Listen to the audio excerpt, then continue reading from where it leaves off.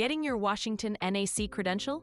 This guide breaks down the exam, fees, and state-specific rules you need to know. In Washington, nursing assistants are split into two tiers, NAR and NAC. NAR, or Nursing Assistant Registered, allows you to start working after enrolling in a training program. You must apply for NAR status within 3 days of being hired. But to work long-term, especially in a nursing home, you must become a NAC, or Nursing Assistant Certified, by passing the state exam. Federal rules require you to convert from NAR to NAC within 120 days of your first paid day of work.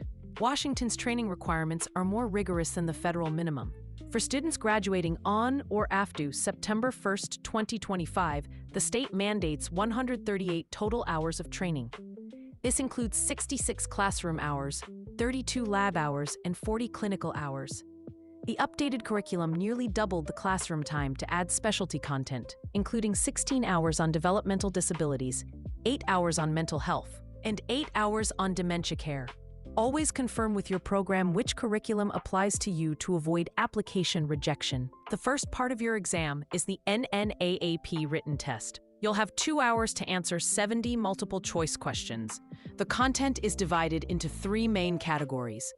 The role of the nurse aide makes up about half the test, covering communication, client rights, and legal behavior.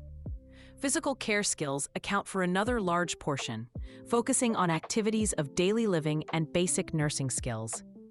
Finally, psychosocial care skills cover topics like dementia and emotional health. You'll need about 70% correct to pass.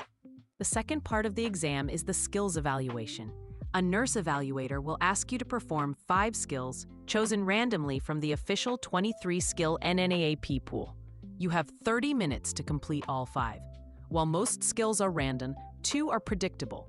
Every candidate must perform hand hygiene, and every exam includes 1 measurement skill, such as taking a radial pulse or blood pressure.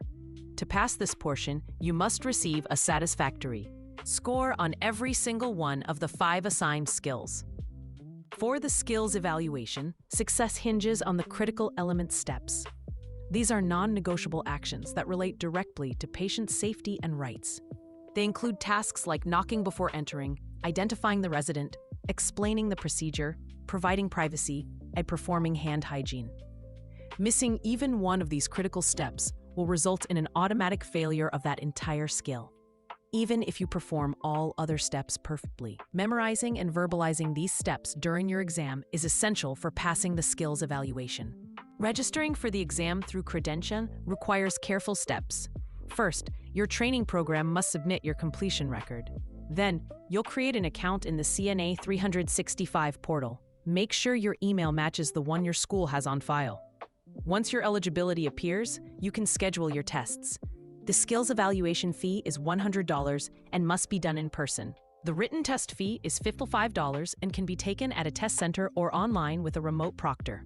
Pay close attention to these details. Navigating the Washington NAC exam requires knowing these state-specific details, from the 138-hour training rule to the critical steps in your skills evaluation. Being prepared is key. Our free Washington NAC study guide covers every topic on the written test and all 23 skills, with practice questions and checklists to build your confidence. Start studying today at Open Exam Prep to pass on your first attempt. It's 100% free, no credit card required.